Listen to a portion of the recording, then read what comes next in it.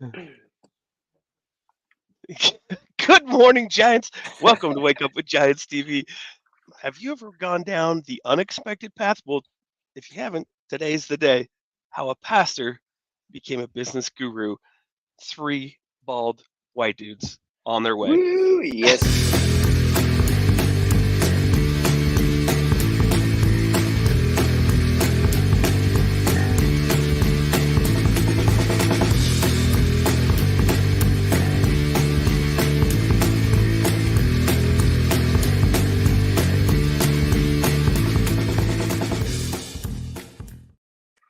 I love how we all owned it right there. Woohoo! Perfect timing. That was not rehearsed. Yeah, if you Not haven't rehearsed. owned it yet, yeah, unrehearsed, nothing. It was just we all went with the flow because we're owning Why it not? today. Right? 100%. Good morning, Giants. Welcome to Wake Up with Giants TV. I'm Ryan Morris, the co-creator of Wake Up with Giants TV, a tribe of giants and 12 Journeys Coaching. And today we are joined with Nicholas T. Smith, the author of The Giants and the Smalls. There he is right there, bald and beautiful, bright red hat. Oh, yes. Don't you do it like that? Like the Yeah, hat? something like that. Tip the hat.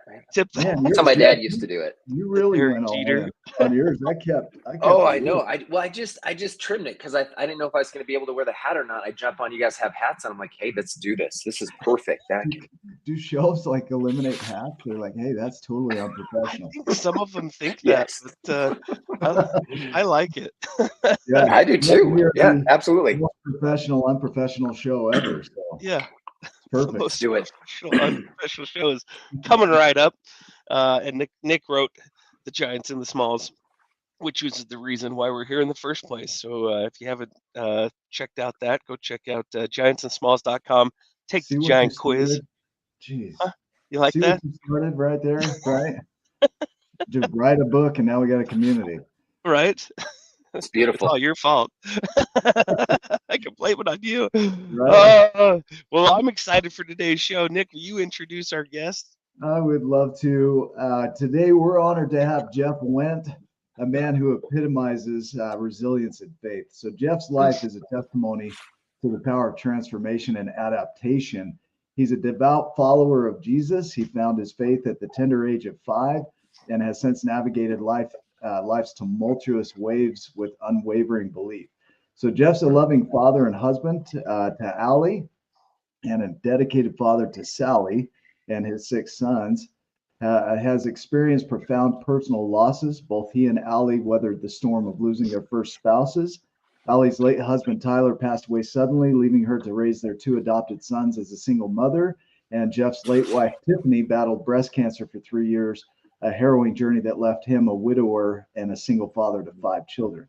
So beyond his personal life, Jeff's professional path is equally inspiring, from leading a church as a pastor, embracing the role of a business coach, gym owner, and vacation rental property owner. His story is one of continuous evolution.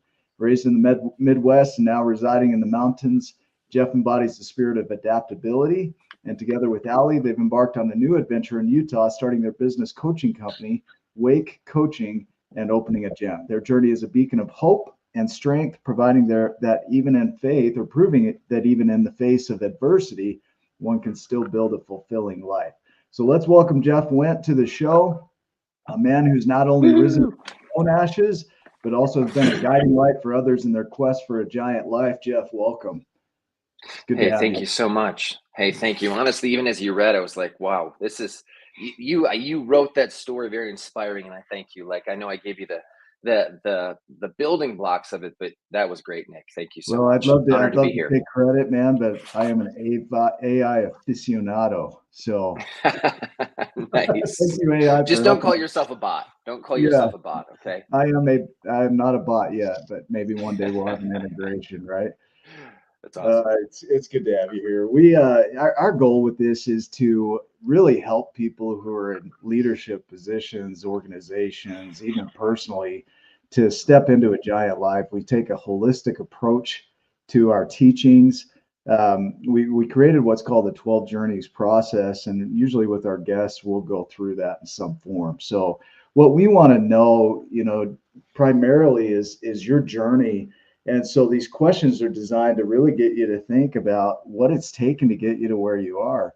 It sounds like life wasn't easy. It sounds like you went through some things, and I would imagine this will start in the awakening, right? Like there was there were these wake up moments that just really had you reflect on all of your non-consciousness, right? Like, so you wake up and then you reflect on everything that created you the way that you are today.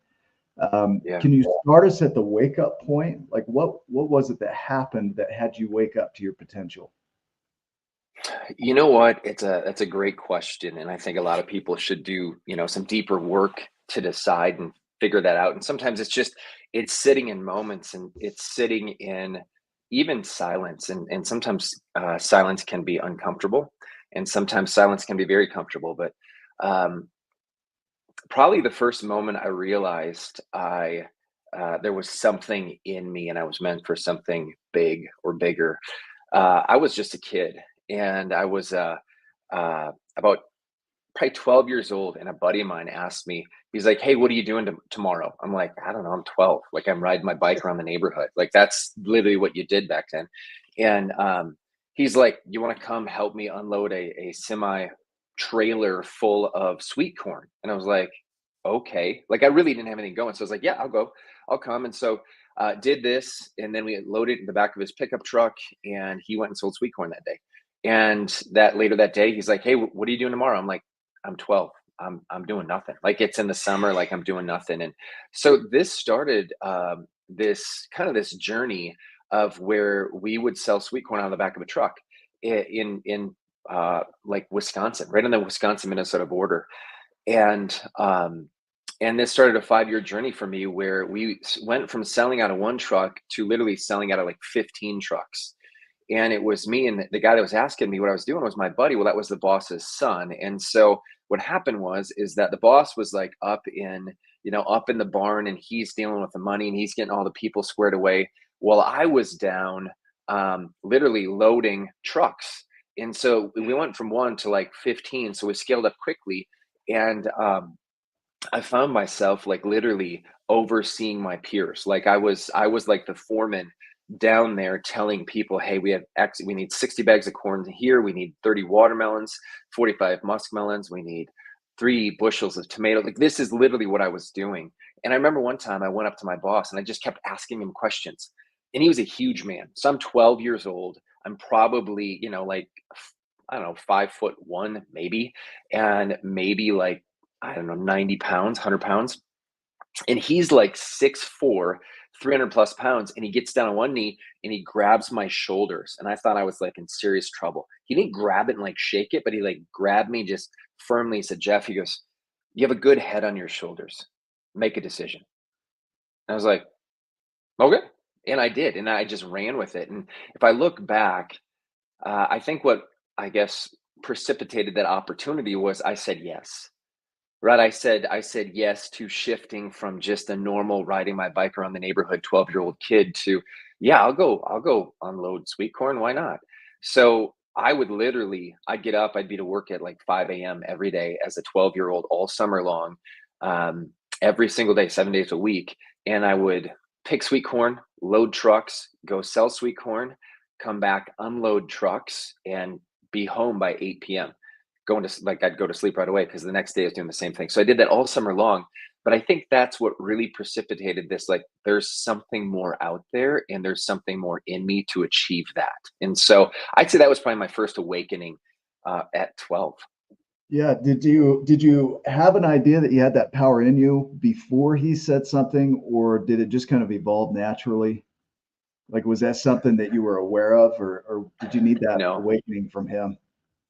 I needed that. I needed that voice spoken over me. I think sometimes if we all look back at as children, there's different voices that have spoken over us, right? And a lot of it, our parents or grandparents, but sometimes it's a little muted, right? Because it's your parent, right? I guess the positive is muted where the negative is maybe accentuated from parents, but it took an outside voice to speak that over me, because what I was doing on the job site like wasn't the same as what I was doing at home. At home, I'm a 12-year-old kid riding my bike around like, "Hey, mom, what's for dinner?" But on this space, I literally am like, I'm leading kids and directing kids and telling kids my own age what to do. And I truly believe that leading your peers is one of the hardest things. I learned that at 14. So I did need that voice spoken over me by an outside entity, an outside individual say, Jeff, you have a good head on your shoulders. So, Mhm. And you went through some things later in life. So your wife passed away, and you meet Allie. So Allie's later on. So you meet Allie, and her husband had passed away, and so there were some commonalities in that. How did that affect you as far as, because you go through a lifetime, because that's not, you weren't 12 years old when that happened. That was later in life. But how did that affect you? And what we want to really paint the picture of is, how did you navigate the grief? How did you navigate the reality that set upon you, right? How did you navigate all of this so that you could actually start to see, no, there's still more in me. There's still more to do. Does that make sense? Yeah, it does. I'll just say this, anyone who's going through grief, what I learned is never go through grief alone. I think sometimes what happens is with grief is that it can be really like, you can be really like, "Oh, I just have to keep it to myself. I just have to I have to focus on me and turn inward." And it is true. Like you do need to focus on you. I remember saying, like I was a single father of five, like I was widowed, and this was going into COVID. This is all these things. So there'd be days I'd wake up like I'm a widower. I have five children who've lost their mother recently. I have literally the kids aren't in school, so I'm like the lunch lady. I'm the principal. I'm like the gym teacher. I'm making sure they're doing all these things. And I just remember in that season, like I did have to take care of myself first, and people are like, well, no, it's the kids first. No, it's not. Because I would always say if I went sideways, everything went sideways. So I needed to focus on me first. Can we highlight that a little bit? That the importance of that, because I think people miss out on this is the importance of taking care of you first. We went through Rick Evans' program, and he talked about the 5 rings in his kingdom program. And the 5 rings, the center ring is you, and you and source, you and God, however you do that. But from there, that rings out to family, associations, church, society, everything, But if you don't take care of you, then you can't do any of that. And we hear a lot of people 100%. just say, I feel ashamed to take care of myself. I feel self-centered. I feel selfish. Can you highlight that a little bit more and speak to that? 100%. Like I would, I literally, I would always say like self-care isn't selfish. Um, and I think sometimes people think like being selfless is like the epitome of success. And I think it can be, but not at the cost of yourself. Right? Like not at the cost of like personal martyrdom, like, oh, I just have to keep pushing for the kids, or I have to whatever for the kids, or I have to for my staff. We were just coaching some people the other day that were like, well, I just don't want to let this person down because, and we just hired them, but the business is floundering. And I'm like, hey, here's the deal. I said, it's got to be about the business and about you, right? You have to take care of you first, which seems selfish, but if you're not there to operate the business, then they don't have a place to be employed. And it doesn't just affect like their employment, it affects their family and everything. And so for me, going through that time and season, I was very aware of what I ate. I was very aware of working out. I was very aware of making sure I was getting what I needed. I was very aware of taking time away. Like the kids would go with grandma and grandpa for a weekend occasionally. And I would just like do nothing, or I'd go hang out with friends, or I'd do something where I was like, I was being certain that my bucket was being filled as well, because literally I was filling the role of dad and trying to fill the role of mom at the same time. And I mean, the best father is still a horrible mother. And so I was like, okay, how do I do all this? How do I meet the needs of my kids? And part of this, like I wasn't alone. I was like, God, you got to help me with this. I need help with this. I didn't plan on being in this place. I know you're with me. You'll lead me. You'll guide me, but I need your strength in this. But I was very strategic. I was like, I'm going to take care of me first and then the kids. Because I said this, I said, if I go sideways, everything goes sideways. My family, the church I was leading at the time, which is essentially like a business to a degree, that goes sideways, other people's needs. I had to be very careful to make sure that I was in a good place. Let's talk about this, because you were a pastor prior to this experience, right? And so you're leading a church. You're trying to you're going through this trial, and you're leading a community over here, and you've got to raise your kids, and you've got to take care of yourself. Were there a lot of insecurities that came up? Or were you ever at the point of just doubting everything and just wondering, like, what in the world is going on? Can I even do this? Did you have to put some things on hold so that you could do self-care and take care of your own needs primarily? Is that where you maybe set down the church a little bit more and started focusing on you? Did you set down the church? I guess I don't know the full story there. Can you go into that a little bit? Yeah. Yeah. No, absolutely. Great question. Great question. And that's where I would say, like, circling back to what I said about not doing grief alone. So before my wife Tiffany passed, I had 5 friends. Like, literally, like, I had more friends than that, but I had 5 friends that I literally, like, gave the keys of my life to. Well, Where I close was like, friends, hey, right? what's that? Close friends, people that you allowed Oh in. yeah, Who's close? 100%. These Right. were people, some of these people I've been friends with for 20 plus years since college. Other ones, life mentors of mine that have spoken in and helped me go from where I was to a bit, where I was, like, a little bit further. Another, as you're in this journey of life and masculinity and well, femininity as well, you need models. You need models to follow. You need models to be like, hey, they give you permission to go to another level. And that's what I had. One of my good friends and his wife, they were in that space. And then I had one of my employees. She was my right hand person, my executive pastor. And I really wanted to have someone on site that could see me every day, because we have blind spots to ourselves, right? Like, oftentimes we're the only ones that don't see us. And so I wanted her there, that if, and her instructions were simple: if you see me go sideways, call the other ones, the other 4. And they were all friends, they're all connected. And I walked through before my wife Tiffany passed. They were with me. Like, these were the first calls I would make. These were individuals that were supported me emotionally, supported me very practically. Like, if something was needed at the church, they could step in and help and be a part of that. So unintentionally, but very beneficially, I had set that before my wife had passed. It was a 3-year battle. So there's a lot of things that we had to put systems in place to manage the small things in life. We had people mowing our lawn. We had different people. Like, if you're listening to this podcast and you know someone who's going through cancer right now, or a family member, like, I don't know what to do. You know what you can do? Wash their laundry, clean their home, mow their lawn, shovel their drive. Like, the practical things are the things that get overlooked and forgotten, because it's the kids and it's the care of the individual that's, battling cancer. It's literally, it's all consuming. And so just to do very practical things is gold. And so if you know someone, jump in, do the practical things. And that just helped not doing grief alone. So when my wife did pass, these 5 individuals were still in place and still in play. So it wasn't like everything dropped. It was like it continued on how it had been going for maybe a year. Yeah. Because so my wife had gotten cancer, then she was good for about 10 months, and then it came back. And when it came back, it moved very rapidly. And the second time it came back, it was different that time. I was like, I don't know how this is going to go, but I don't think it's going to go well. And so I was strategic in leaning in and pulling people in to the process to help me with that. So what that enabled me to do is, when Tiffany did pass, I was able to focus on me and focus on the kids. I've got this idea here. So when we do our journeys, right? The 6th journey is called the journey of empowerment, and it's one that keeps you from sliding backward, right? Mm-hmm.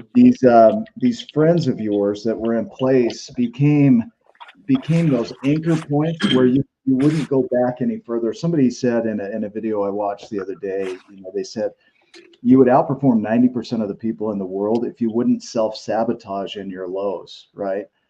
And having things like this, like friends and people in your space that keep you anchored, so that when life hits hard, because it hits hard sometimes, you don't slide backward, right? You don't self-sabotage, because what happens is when you self-sabotage, then you got to build that back up just to get to normal, and then build from there.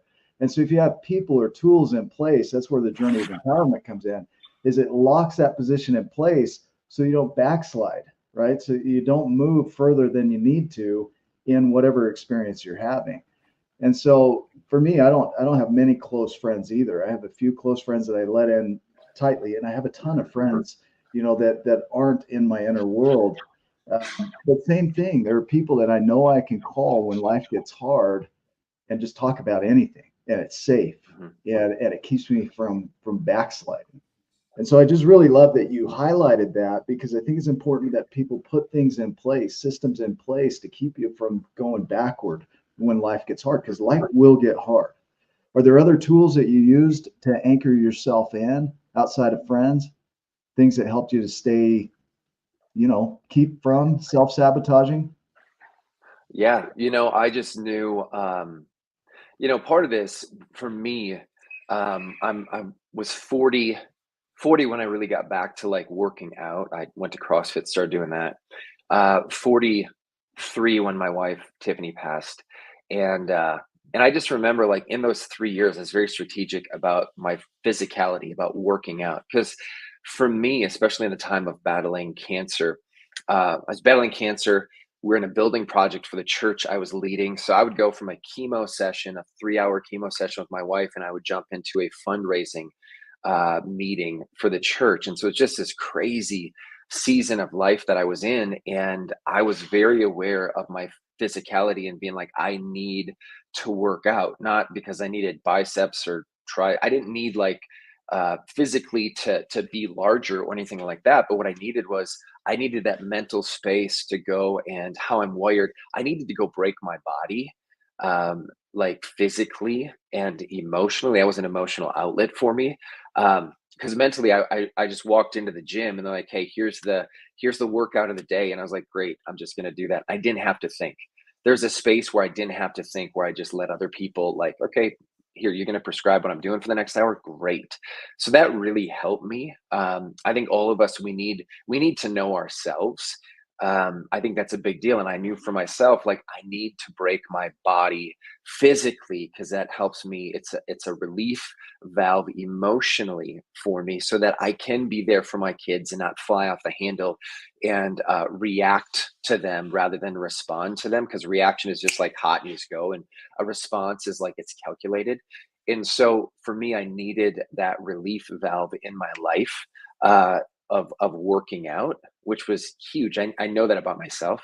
And then the other thing, like, I always used to think about like, what kind of follower of Christ would I be if I weren't a pastor? Right. And that was always kind of framed up my life. Like I wasn't a pastor as a profession, even though it was a profession. It was more of a calling. I felt like this is what God has uniquely designed me to do for this season in my life. And so honestly, without daily time in scripture, reading God's word, and daily time just sitting and just asking God for help, like that was so powerful for me and so healing for me. And there was multiple opportunities along the way that God invited me into spaces that really expedited my healing. And so those were big things. So physically, I had to pay attention to that, because that helped affect me emotionally. Spiritually, that also helped me be more emotionally stable. So those were things that I really leaned on, as well as like the relational, the 5 friends of mine that literally I said they had the keys to my life. Like I would call them like all separately, just to give you an idea. As you mentioned, Nick, like just like I think as we get older, we begin to realize the fewer friends that we have.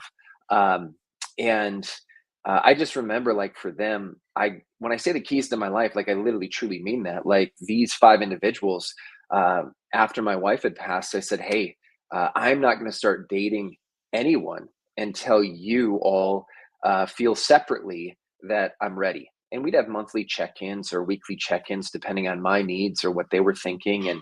And so you're like, you're a grown man, you're 40, 42 at the time, 43. You've built a great church. You're doing a lot of wonderful things in life. You seem to know what you're doing, but yet you're asking your assistant when you can date someone again. That seems strange. And maybe for some people that does seem strange, but for me, to your point, Nick, I was so focused on not screwing up, so focused on not misstepping and doing something just so ridiculous and stupid that people are like, oh, you know what? I get it. He's mourning. he's in a rough place. They can give you grace for that, but then it's like, okay, they can see that piece, but then when it's like going back to leading them, they're like, well, I don't think I want this guy to lead me anymore. I'm not interested in being a part of this anymore. So Yeah. that's a degree of when I talk about like keys to my life. Yeah, there's a mulligan allowed, right? Like in a Yeah. sense, but it does affect the way people see you. Yeah, you're going through troubles. Yeah, you're going through struggles. And there's a balancing between, being safe, vulnerable, and vulnerable. Like in Yes. most cases, most of us are safe, vulnerable. That means we share what we feel safe to share, but only to that degree. And to have people that you can really, really open up to, right? And know that that won't be used against you, and that you won't use your own stuff against your own self, right? Yeah.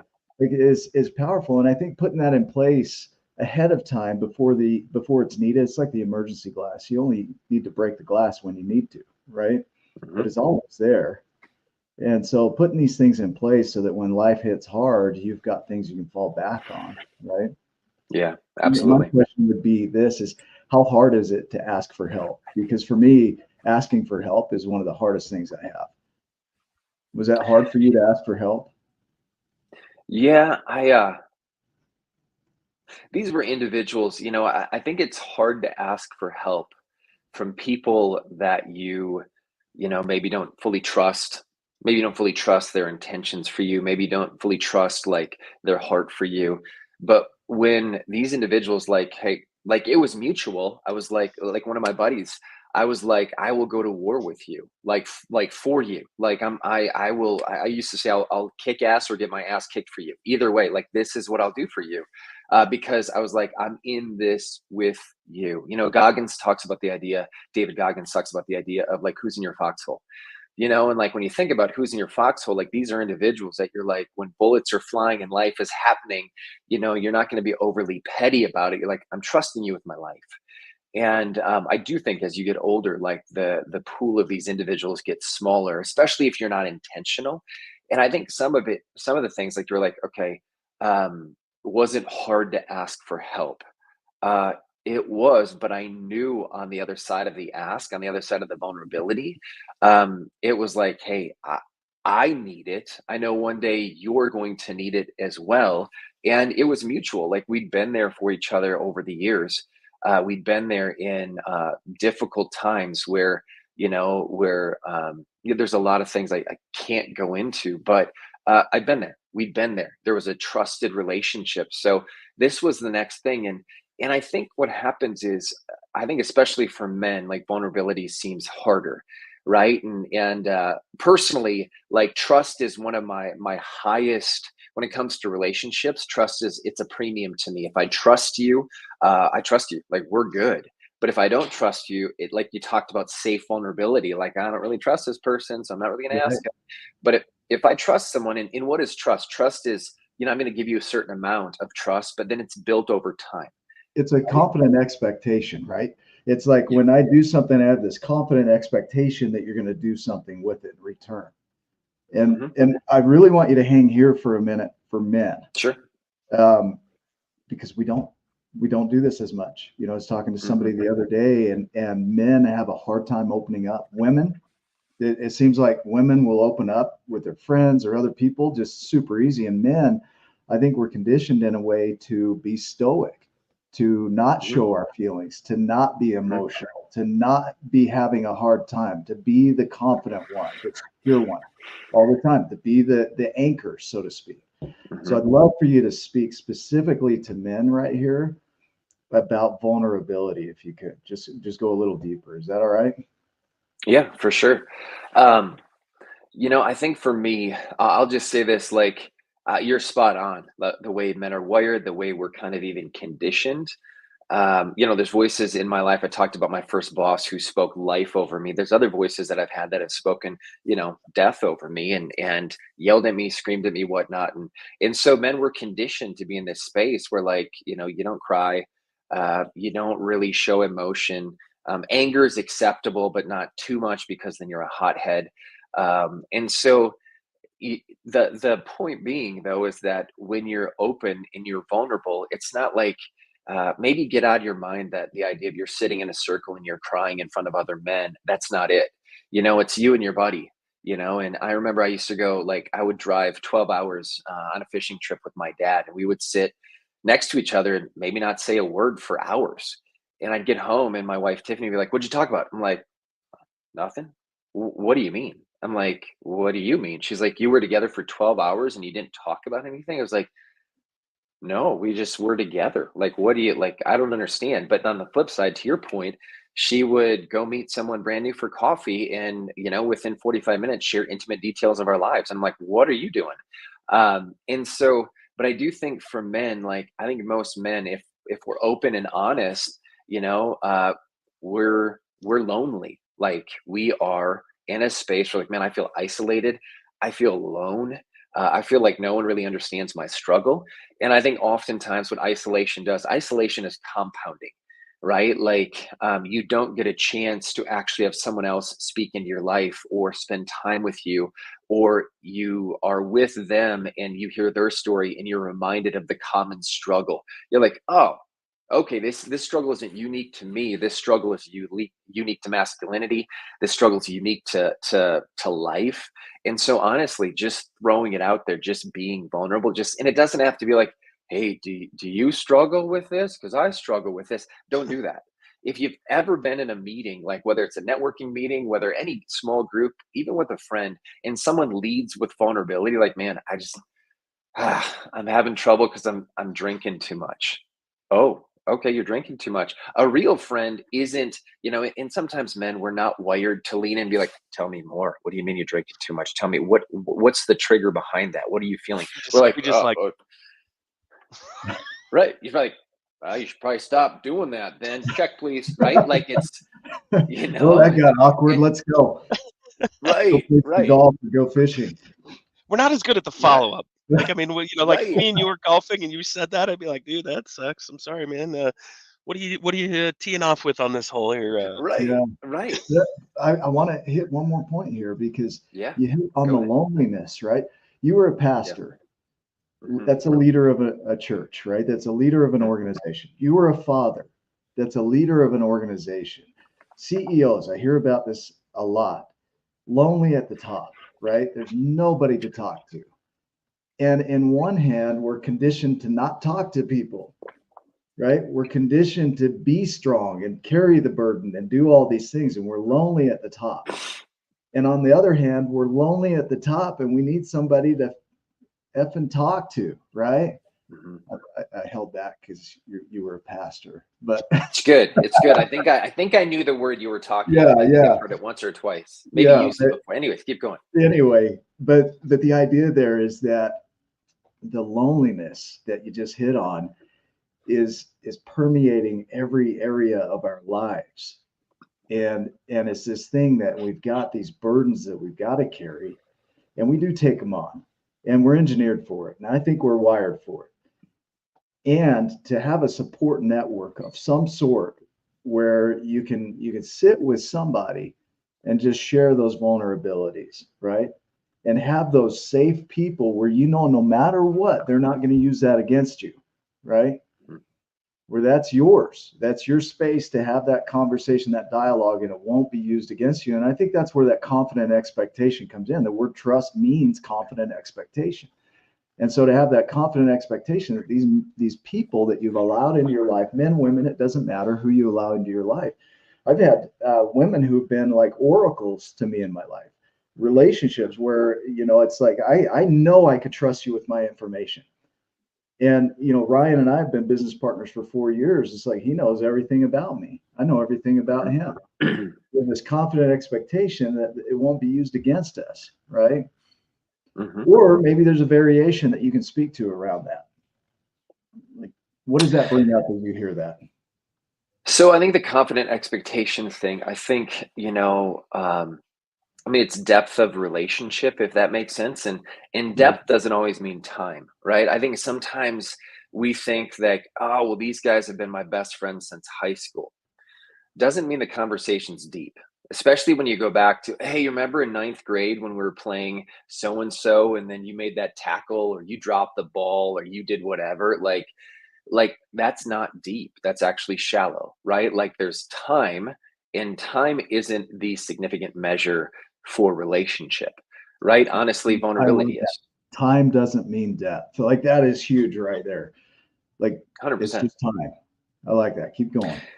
And that was, I mean, I'll just say that, like, when Allie and I started dating, Allie was a professional. She was in a C-suite level position in her family company, and she had two boys, Elijah and Amos, that were young, and I was C-suite as well. When you think about, like, I was the lead visionary and primary communicator, as well as fundraiser, as well as manager, and all these things of the church that I led, and I had 5 kids. And so you're not really in a space to mess around. Like, life is just a little bit more serious at that point. Than I'm in my 20s, and I'm still paying college debt, and I'm still trying to, no, it's a different space. And so I told Allie, I said, here's the deal. I said, I'm going to come at you chest wide open, vulnerable. Like, you're going to know who I am, and you're going to, have the ability to be like, I would like more, or I'm done here. I've seen too much,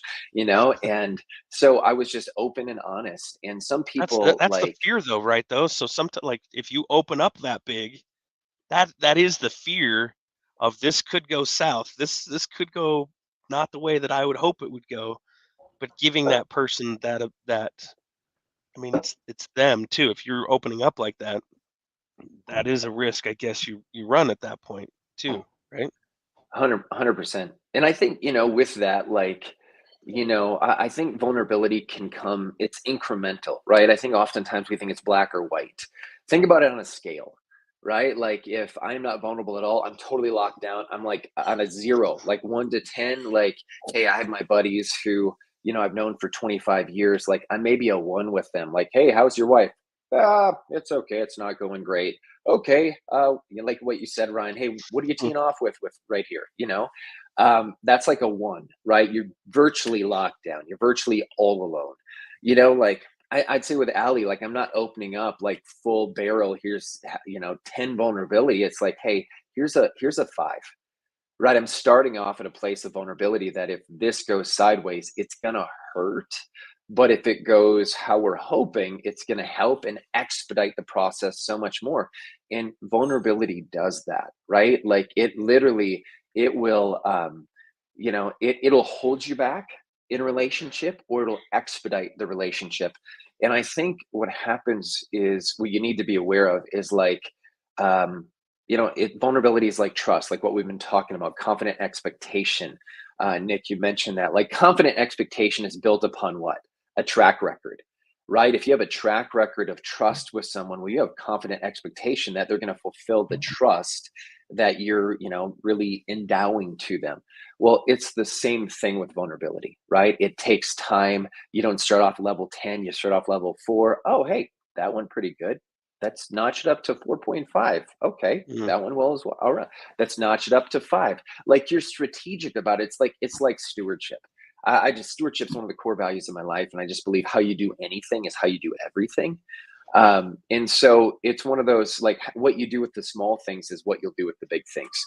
And so if you give someone a small bit of you, and they steward it well and manage it well, you're like, well, I can give them more. Think about a financial planner. If I give them $1,000 and they turn it into $2,000, you know what I'm going to do? I'm going to give them $10,000 and see what they can do. Or maybe 5,000. Let's start off, right? And so, but it's like, that vulnerability, if it's handled well, if it's stewarded well, builds trust, and then you can give more. Does that make sense? Yeah, It which does. is what you did with the 5 people around you too. They have the keys to the kingdom. They have like level 10 clearance, which Laura Lund, 100%. one of the giants in our group, talks about, is that level 10 clearance. I like the scale that you just did. Is you give them a little bit, give them a little bit, give them a little bit. To, at some point, they've got that American Express like black card or whatever that says like no limit. Like, I can open 100%. up fully to you in that moment. Yeah, I think that's valuable, that scale, just because it puts it in a range, and I've got people in my life that are definite 1s, and people that are tens, and being able to recognize where they are on that scale is huge. Mhm. And it brings you to really trusting and leaning into the unknown, because you went from everything that you knew in your life was interrupted. Everything that you had held as security or confidence or something you can count on was interrupted. And now you could no longer count on it. Your wife passes away. It disrupts things. It disrupts your family. It disrupts your dreams, your visions, everything. And you had a pathway that was fairly certain and stable, I would imagine. In that disruption, now you're forced into the unknown. And for us, the journey of uncertainty is one of those things that it all of us are acting in uncertainty, whether we know it or not, whether we admit to it or not. It doesn't matter how much you have as perceived security in your life. It is all unwritten, all unknown until you create it. And so here you go into this space of what next? What am I going to create with, what God gave me, all this universe, this world that has everything stocked full of everything I could ever possibly need to imagine and create anything I can imagine. What do I want to do next? How did you move from where you were? Because you had a pathway, a lifetime that you had put into being a certain person. Mhm. And now all of a sudden you're stepping into the unknown. Talk to me about the process of navigating the unknown, the unseen. Does that make sense? Like, you hadn't created where you are today yet. Can you Yeah. go through the process a little bit? Yeah, it's a great question because, and I think about it. I guess here's how I would say that. Like I remember when a good friend of mine, because I was a youth pastor for 15 years, which meant I oversaw, like, my primary focus was 0 to 18, where I was with the students and helping them move through all that they're moving through in the adolescence and all the things. And so love that. That was one of my greatest experience in life. And there's a time that you kind of age out of being a youth pastor, and it has something to do with your hairline. And as your hairline diminishes, your Boy, level of cool does do as we well. understand that? Yeah. Yeah, you guys, you got it. I mean, you guys Yeah, are cool, but still, dude, like, it's a not the youth mark cool, right? of coolness, right? We've Yes, earned it. wisdom, right? Yeah, we've And earned it. so, yeah, we have. So I just remember when it came to that space, a buddy of mine called me, and he's like one of my college friends, one of my best friends from college, and he was a youth pastor as well. And he said, "Hey, we should start a church together." And I was like, "Start a church together?" He's like, "Yeah, let's start a church." And I was like, that is one of the single stupidest ideas I've ever heard in my life. Like, that's literally what I told him. I was like, no, there's no way I'm doing that. That's stupid. 3 years later, we started a church together, and that was actually one of the best That's how it things, goes. right? Does, Yeah, does that absolutely. sound familiar? Ryan Morris Uh, is like, hey, we should oh, work we together. do that all the time. That's Yeah, the that's dumbest the idea I've dumbest ever idea heard. I've ever heard. All right, let's do Right. it. We are.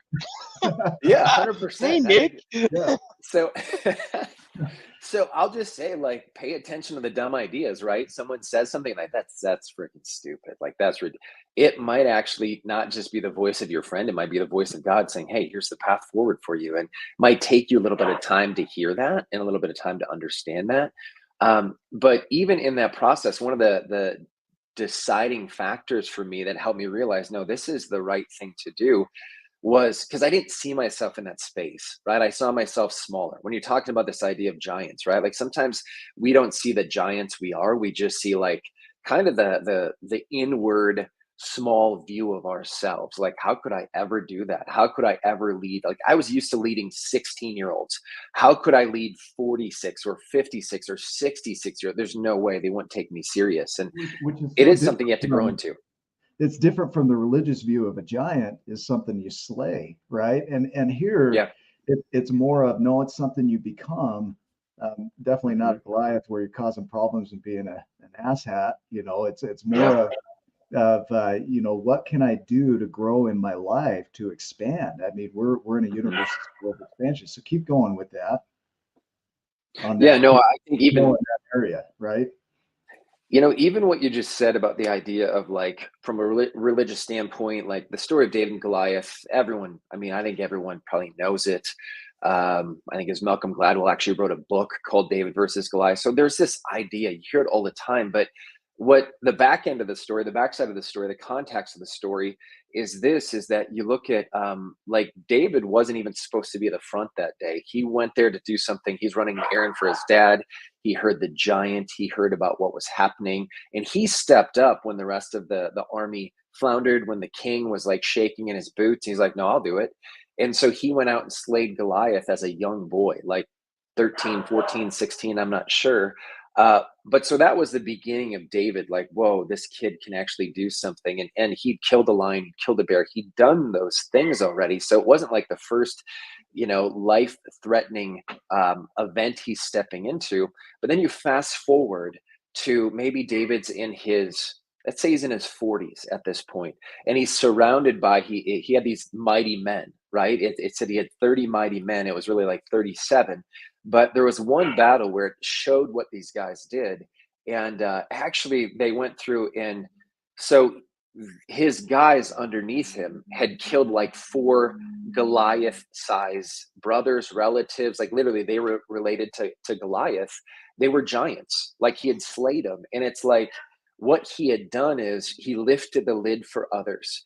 Right? It took a 16-year-old kid to step out and do something that no one had ever done, to give permission to those who followed him to do the same. It's so, kind of like Roger Bannister breaking the 4-minute mile, right? Never been done. He does it, and then all these people break it. It's that same idea. You open the door, right? 100%. 100%. So I often do this. I talk and then I get off track. What was the original question? Do you guys remember that? Well, I don't even remember the original question. I think it was along the lines of, when you take on something new, you feel insignificant and small. And it's different from slaying giants. But in a sense, David went through the same thing, where he was maybe perceived as or felt insignificant and small, stepped up and opened the door to something giant and great in the world. And so going back to the question was navigating the uncertainty, stepping into the unknown. You feel your friend says, hey, let's start this church, and you're like, you're out of your mind, let's do it, right? And so you step into it, feel insignificant, ill-equipped, and you step into it, start to grow. Does that remind you of where we're at? It does. Thank you so much for getting me back on track. I do this all the time. Yeah. So it's interesting because going back even to, so my buddy said, let's start this church, and I was like, that's ridiculous. But that eventually became a yes. It's just like my friend when I was 12 years old. What are you doing tomorrow? Nothing. You want to come do this? Yes. So I often think that when you say yes, it expands your opportunities, right? It expands, what God is able to trust you with, right? He's like, well, he's taking the step. He's making the decision. He's moving forward. I think, so what that did for me, whether I was 12 or whether I was literally 32, when we started the church, 32 was the conversation, 35 was the start. That yes opened me up to a different way of thinking. I had to scale up my thinking so I could scale up honestly how effective I was and what I was able to do. And can we highlight that? Because going back to 12 years old, you went through a giant's journey from 12 to now, and you expand. But in the scale of things, when you look at our company name is Mandelbrot, after Benoit Mandelbrot, the mathematician who created and documented fractals, which are scaled portions of the universe that are self-similar, but they're in different size, right? Yeah. So you feeling small now at 35 is different from you feeling small at 12. You grew, and now your small is at another level. This is where we say mountains without tops. You'll feel small. People will feel small at different points in their lives, depending on what they take on. Every time I see somebody take on a bigger project, they go back to feeling small in relation to that project until they grow into it. Then that becomes the new small. Does that make sense? Yeah, absolutely. Does that align with you? 100%. It's your new norm. It's your new ability. I mean, this is anytime you start a new job, like you feel over your head. Like there was a season in the church. When I talk about the church that I started, we grew from zero. Like we dropped into a town of 20,000 people and grew from 0 to over 1,000 in about 8 years. And so it was a large gathering of people. And for an 8-year period, I literally felt over my head all the time.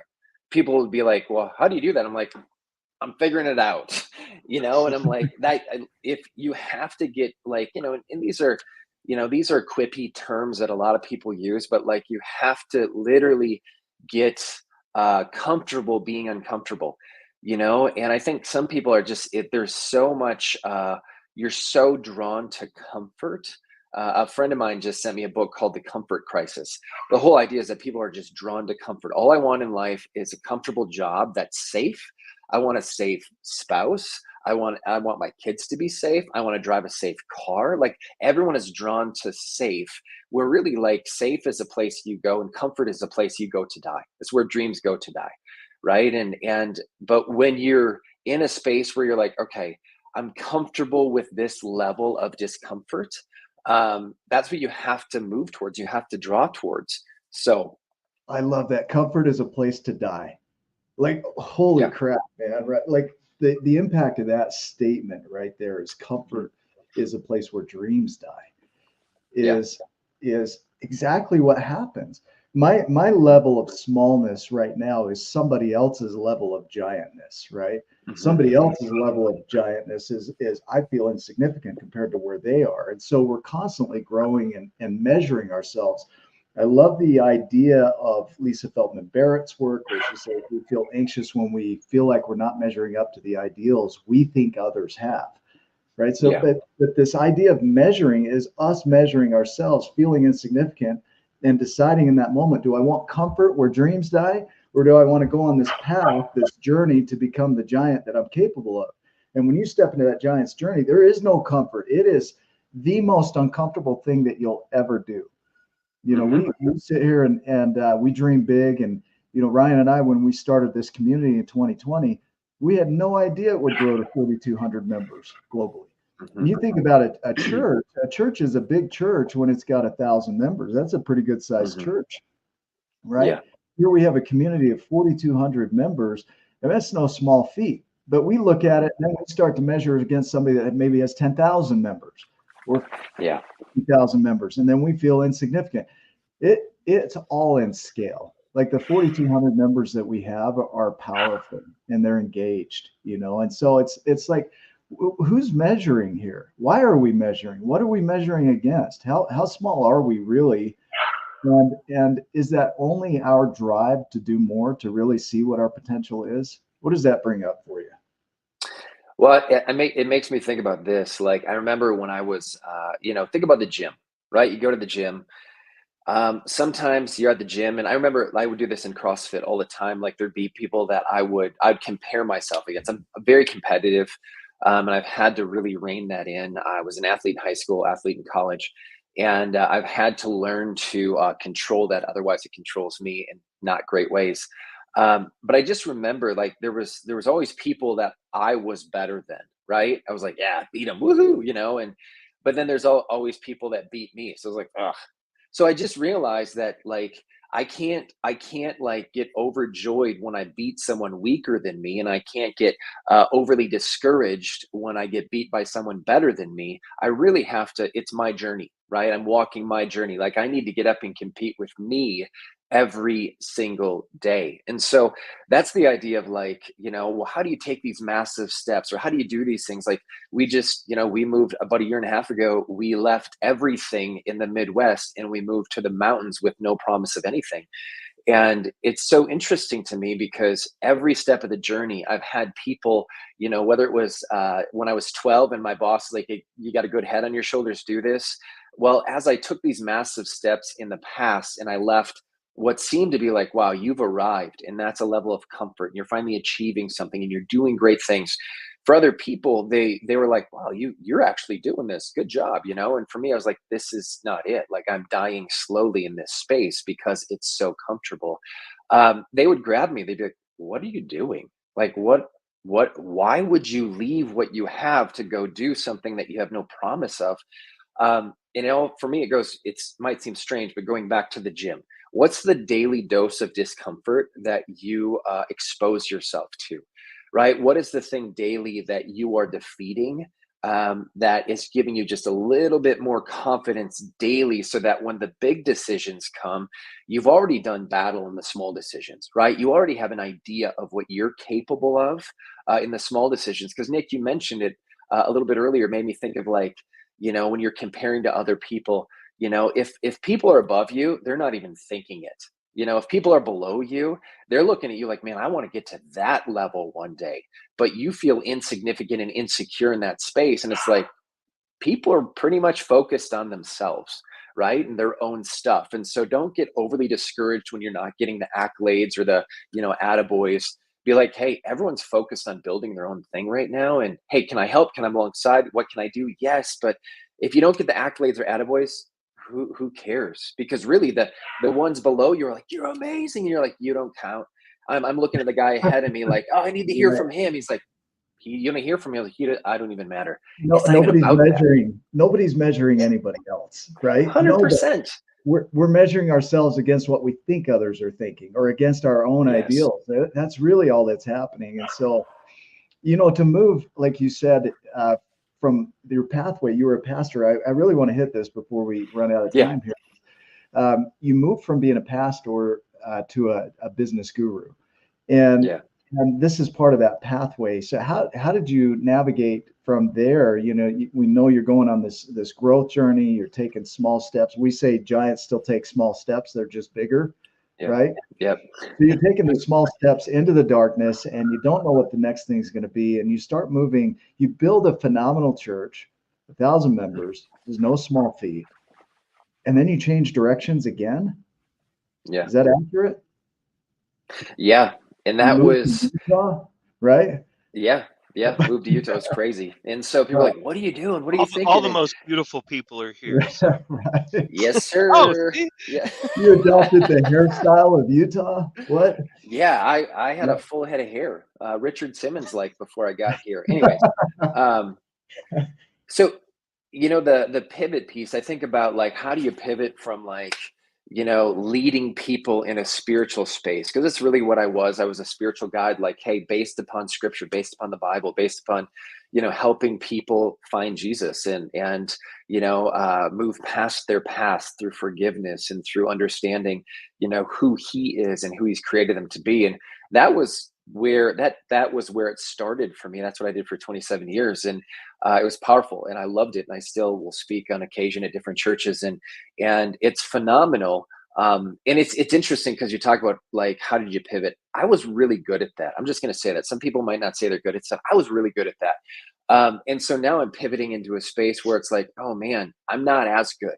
I don't know what I'm doing. It's not as comfortable. I remember when I was in 7th grade and I really started playing basketball a lot and I'd try to do a layup, and a layup felt like, I felt like I was going to break my body trying to do a layup. And then as I did 10, it got easier. And as I did 100 or 1,000 or 10,000, it became natural and fluid, right? Well, it's the same thing with this. Like I'm trying something new, I'm doing something new, but a common thing is like when you talk about guru, business is about people, right? And if you're not good with people, you're not going to be good at business. And so when it comes to people, like I have a unique gift from God to I love people. I love being with people. Like if we hung out, we would talk about, your life for 59 minutes and then we talk about your business for a minute. Cause I'm like, tell me about you. I want to know about you, because if I don't know you, I don't really, who cares about your business? Like, what are you, what business do you have doing in business if I don't know who you are and you don't know? So it's, people is the thing that I'm pivoting into. Like I've used 47, I've been working since I'm 12 years old, working with people, loving people, serving people. And so now I just do that in a C-suite level business vocation or space. And it doesn't eliminate anything you did in the past. Like you still have your beliefs, you still have your religious views, you still have your spirituality, you still have all the skills that you've developed from age 12 and beyond. So it's not like it takes away from any of these areas. It's just where your primary focus is shifts, right? Now, instead of focusing on selling sweet corn, now you were a pastor, and now instead of being a pastor over a flock of people, now you're in a business and you're taking those same principles that you learn all along the way into that business, which gives you this holistic, beautiful approach to really serving not only your team and employees, but your community, those people that are the end receivers of the the business that you run. And so, like, I look at what we've done with the giants and the smalls is like, there is no lost time here. This has been a beautiful project. We don't know where it's going to go from here, but it hasn't been a waste of time. This has been a beautiful thing, right? And I'm not saying that Absolutely. still got a lot to do. But if it shifted, if it pivoted, it would be for everybody's good. It would still benefit. It would still serve. This would keep growing and going, right? But the idea is that we often identify ourselves with something. Oh, if you were the pastor and that's your identity, then anything outside of that couldn't work because that's who you are. But you're beyond that. You're this gift that God gave, and you get to use that in any way you see fit to make a difference in the world, whether that's as a pastor or a sweet corn seller or a business guru. It doesn't matter, right? But the idea is your identity is beyond any of those titles. Is that accurate? Yeah, absolutely. I'd even use a phrase, oftentimes there's things that you just spoke to that identify me, right? Like, I'm a kid from Wisconsin. I grew up in a mobile home. I sold sweet corn out of a truck. I became a youth pastor, became a lead pastor. Now I'm doing business. Like, those are all things that identify me. If someone were to read that off in a list in a room of 1,000 people, I would stand up because I'm like, yeah, that's uniquely me. That identifies Jeff Wendt. But that is not my identity. That's not my identity. That's not who I am. It identifies me, but it's not who God has uniquely designed and created me to be. And so I think sometimes we confuse what identifies us with our identity, if that makes sense. Because like, sometimes I still have to overcome the kid that grew up in the mobile home. I still have to overcome that mindset, because that's a mindset like that will hold me back. That's a limiting belief system. Like, what do I have?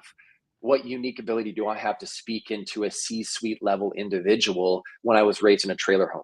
Well, if I live that way, I let what identifies me become my identity, and it holds me back. Does that make sense? It does, and I'm having an insane amount of deja vu right now. With the show, like I'm like I've been here before. I don't know why, but there is this piece of they identify that speaks to me. Somebody starts saying these things in a room, you're like, that sounds like they're talking about me, right? But who you are is beyond that. Yeah, I like that here. What we did versus who we be, and identify like that, versus identity. And it just gives some clarity to the whole concept of we are so much more than what we identify as. We're so much more. We have so many more gifts that we can give to the world in unique ways. And it's up to us to decide how we want to do that, how we want to pursue that. And to pay attention to these nudges, what you say yes to. What are you saying no to? Like, when Ryan came to me and said, hey, we should work together, I'm like, no. And then I come back, a couple months later, I'm like, hey, we should work together. He's like, I just said that, right? But it's these nudges, and I'm so grateful we did, because now we've got this beautiful community. We've got the 12 journeys. We've got the podcast, like all these things that we've created together that wouldn't have happened if we didn't work together. If we didn't say yes to that no, right? So I think it's just following the nudges, right? When it turns into a yes, follow it, and then watch yourself grow, because like the layup, you suck at it at first, but the more you do it, the better you get, right? And most people 100%. Are unwilling to suck at things. So be willing to suck at it. We say long enough to get good at it, right? As a final thought, go ahead first, and then I'll ask you. Okay. Yeah, I was just gonna, and I'll say this. So, like, the yes thing, I think, for an entrepreneur, if we're growth minded, we have to in our own heart, in our own mind, we have to create like a systematic approach or process to what we say yes to. Otherwise, we say yes so often that we seem schizophrenic, right? We seem bipolar, like, whoa, they were hot, now they're cold. What's going on? Like, we have to have, especially as you get older, especially as your yes, when you say yes to something, it costs you something, right? Like when you say yes to putting your kids in, traveling sports, what are you saying no to? I'm saying no to dinner at home. I'm saying no to getting home from work and just relaxing. I'm saying no to all of these, like your yes costs you something. And so I would just say, as you're thinking about the yes, like what you're saying yes to, part of, don't just run out and say yes to the first thing, like begin a process of really, I guess, identifying what makes sense to say yes to. And a lot of times that means talking to people in your life. It's got to be strategic, right? Yes, Because 100%. I've wasted so much energy revving the engine, spinning the tires on stuff that I've said yes to that I should have just let be, right? It looks like busyness, right? It looks like you're up to something, but you're just spinning your tires. So to be strategic is huge. Like, why are you saying yes to this? Does this align with where you want to go in your life, right? Or are you just pleasing people, right? 100%. A lot of times that's what your yes is about, pleasing other people. Yeah. Are you okay to go a few more minutes on time? I'm good. Okay. Ryan, you good for a minute? I've got just this question here is, we've asked you a lot and we've gone through most of the journeys here. There's a lot of surrender in your journey. There's a lot of vision in your journey. There's playing with the abundance of this world. There's stepping into the unknown. There's the whole process of navigating the difficulties. There are two questions. One is why? Why are you doing any of this? Why does it even matter that you're doing any of this? And two, is there a question you wish you would have been asked? So two parts to this, right? Why are you doing any of this?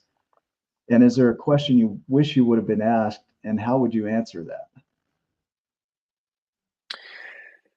Man, I think about why am I doing all of this? I think early on I knew there was something in me. I knew there was something. I don't want to say it's, unique. I mean, it's unique to me, just like it's unique to every single person who's listening. It's unique to you, Ryan, unique to you, Nick, like it's uniquely you. And I knew that was in me. And I would chase things that would help bring it out of me, or I'd put myself in positions that were uncomfortable to see what I was made of. And I think part of that has to do with simply like honoring my creator. Like, God created me a specific, unique way, and He endowed me with abilities that, one day I'll stand before Him and He'll say, "Well done, my good and faithful servant." That's what I'm working towards. That's what I'm working for. And I want to make sure that I'm stewarding the gifts He's given me well. And that is what drives me. That's what pushes me. That's what, we should be hitting new ceilings in our life. We should be hitting up against glass ceilings and banging our head and getting frustrated and being like, why am I here again? Hopefully you continue to reach that space where you are bumping against the ceiling and saying, why am I here again? I think oftentimes we feel like we're not doing something right when we hit that. Well, if it's the same glass ceiling, yes, you are doing something wrong and you need to get different people around you telling you what to do. But hitting a new glass ceiling, that's like, okay, that actually that's awesome. That's applaudable. That's what you should be doing. And I think for me, when you're like, why am I doing this? Some people might say, well, he's a glutton for punishment. No, I just have a desire to like achieve what's within me. I have a desire to tap into that. I guess I keep trying to talk, but my mic is muted, and it was perfect because that why, the way you ask the why, right? Why is this happening to me? Right, Ryan, we've said this before. Why is this happening to me? Some people say, why is this happening for me? And the most powerful is, why is this happening from me? And when you really ask that question, why am I here again? What is there to learn? Where can I grow from this? Versus, why am I here again? I should be beyond this. I should be better than this by now, right? Because people really beat themselves up for being back in a similar loop, right? So the questioning, the way you ask that question, why am I here, is so powerful. I think that's where the opportunity lies, is how you're asking, why am I here? Yeah. Yep. That's also, I remember finding myself in that space, circling back and being in a similar space where I feel a similar thing. And, and I get frustrated about it. And then I just learned in time, like, okay, cyclical, like they're seasonal, right? Like we're about to start winter here in Utah, like there's snow. Well, spring's coming, and then summer's coming, and then autumn and fall is coming. So it's like, it's cyclical, it's seasonal, right? Like I'd find myself in these seasons. I'm like, okay, well, and I begin to pay attention to how I felt in these seasons. And I remember, there's nothing I can do right now to make spring come sooner. There isn't. I just have to go through time. I have to go through the process. And so I remember finding myself in spaces in my leadership where I would try to shortcut the process. I would try to jump and make time move faster. And then I realized how foolish that was. And I was just like, okay, God, please help me learn. This is literally my prayer multiple times. Please help me learn whatever I need to learn in this moment, so I never have to go through this season again. So I never have to go through this learning experience again. Please, however long it takes me, please help me learn it now, so I never have to do this again. And so I think it's powerful when it's, why am I here? But also, what am I learning here? What do I need to learn here, so I never have to be back here? And how do I navigate the winter? Because there are times that the winter is a little longer than you would hope it would be. And in Utah, we have long, long winters. How do I navigate the winter to make it to spring? And the analogy of the seasons, we use that in our training. Yeah, move to Yuma, where they wonder what to visit. Right. Let's visit before we move there. Sound good? Yes. Yeah. But the season is the season. And you learn to navigate the seasons, and we do it all our lives. And when you're creating something new, it has seasons to it. And sometimes there is a winter in your creation where you've got to just navigate the winter, survive the winter, right? Yeah. And make it to spring. And there's nothing you can do. That's such an amazing statement. There's nothing you can do to speed up spring. Mm-hmm. Like the payout isn't really up to any of us. We're not responsible for the timing. We're not responsible for the pathway. We are responsible for our activities and our faith, right? And we're responsible to hold the vision and speak it clearly. That's where we're responsible, right? But as far as the seasons go, you can't rush spring. That's amazing to me. Yeah. Arizona has 3 seasons, apparently. I think hell goes to Arizona to cool off, or maybe the other way around. Right? Yeah. Is there a question you wish you would have been asked today that you feel would really impact the listener?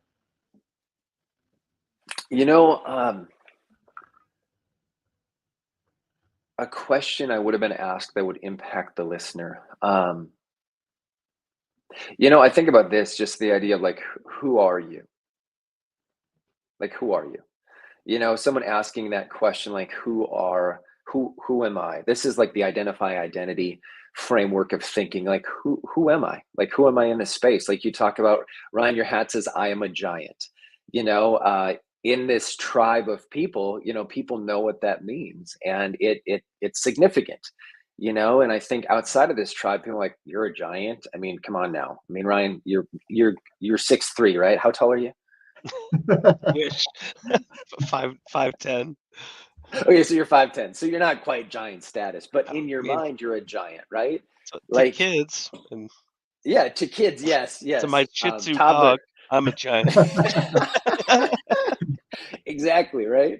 But I think about this idea, like, okay, who are you? And it's so incredibly valuable as we walk through life and walk through the seasons and walk through the challenges, because the word unexpected. I'm living a life I never expected to live, and I'm not here by chance. Right? Like, well, it just happened this way. Like, I'm here by choice to a degree. No one can control cancer. No one can control the loss of a spouse. We can obviously control ourselves in that moment, or we can strive to control ourselves in that moment. And I think there's moments like that we can become a victim and take on a victim mentality. And I tried so hard not to, and I tried so hard to not allow my kids to take on a victim mentality, like, oh, they lost their mom, oh, he lost his wife, oh, poor, poor, poor. I was like, no, that identifies us, not our identity. I didn't call myself a widower because it identifies me, but it's not my identity. And I think the question, like, who are you? It's a question that should echo in our ears every day. It's a question that we should be like striving to really figure out me. Like, who am I? What am I becoming?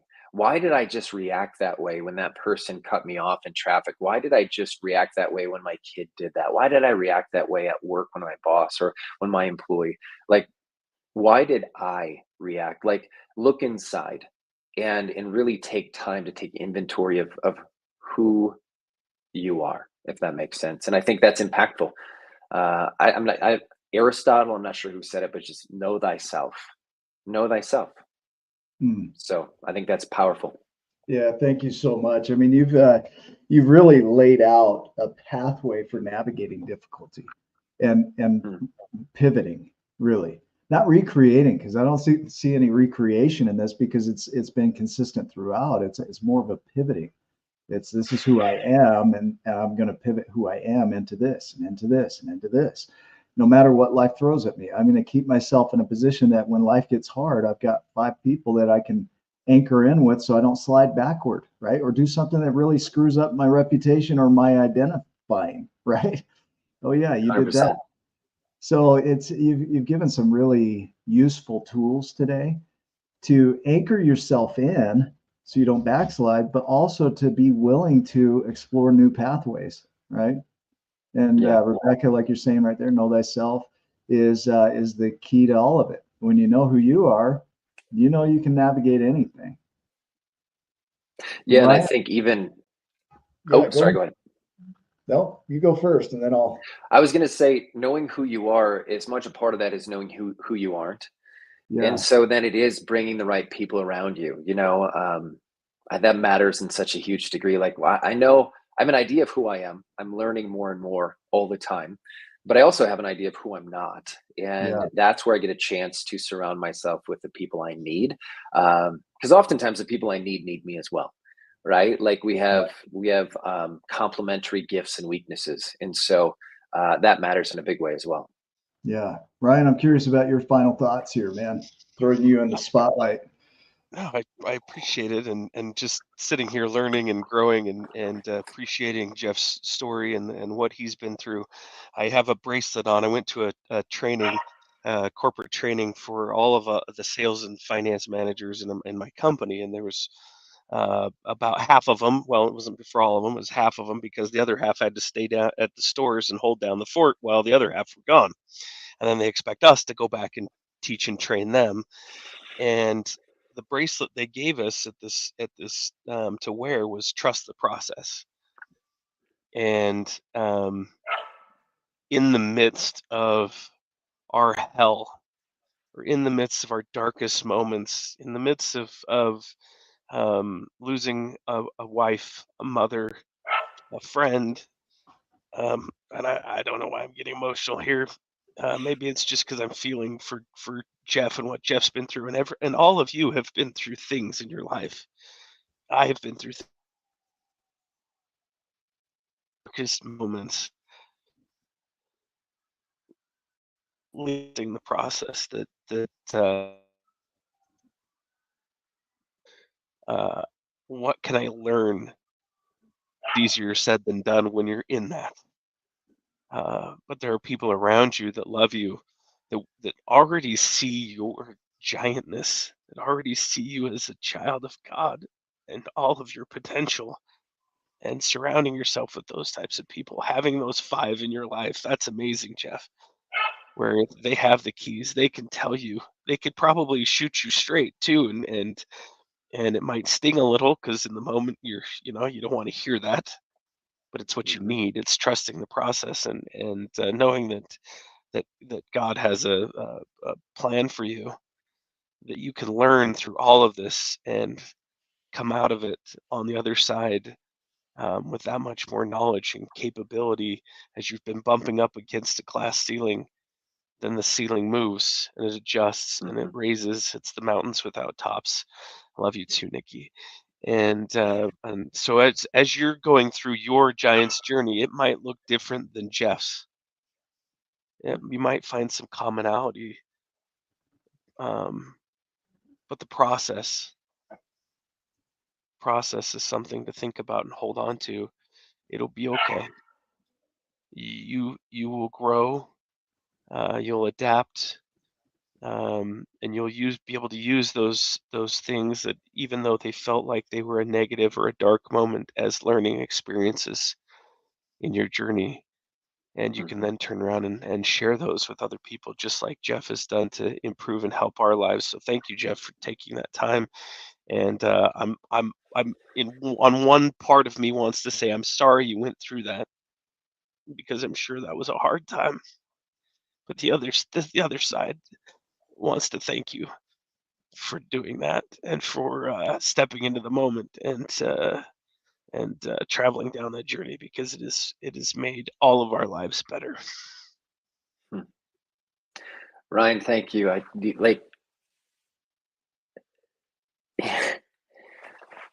Thank you for that. Like, you're thanks for being vulnerable. Like, vulnerability it's contagious, right? Like, thank you. Like, that's I'm honored to be here. I'm honored that my story has impacted you in any way. And so thank you. Thanks for listening. Thanks for your thank you. Thanks for the opportunity. Gentlemen, this has been a phenomenal show. Very impactful, very useful. For those that are watching, we are so grateful for you, because we get these comments that pop up. These are done live. They're not rehearsed. We just run with it, and however it flows, and it's always perfect. It's always what needs to be talked about, what needs to be heard. And we have people from all backgrounds. Some are spiritual, religious, pagans, atheists, like all backgrounds that tune into this show.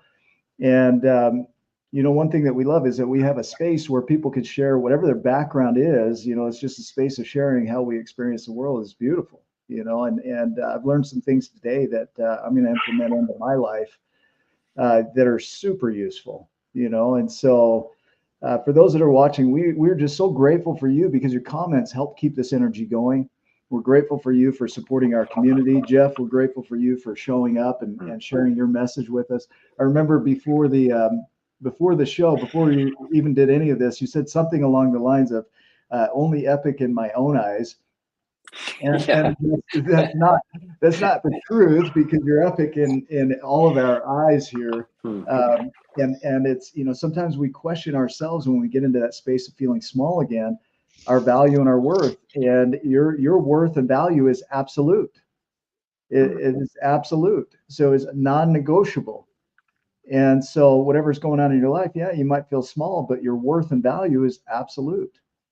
And so thank you for being on with us, man. Thanks for sharing your message. And for those that are watching, thanks for tuning in. Share this. And as always, go make it a giant day. And we'll see you in the next episode. Love you too.